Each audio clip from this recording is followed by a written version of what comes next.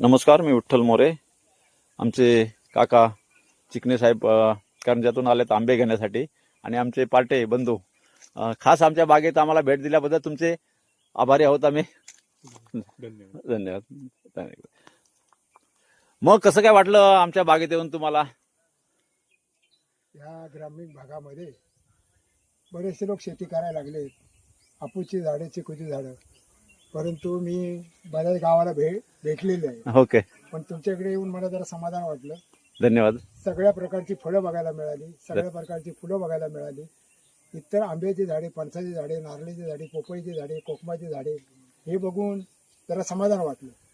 धन्यवाद. ठीक आहे, असंच तुम्ही करत राहा, तुम्हाला योग्य ते योगदान मिळणार.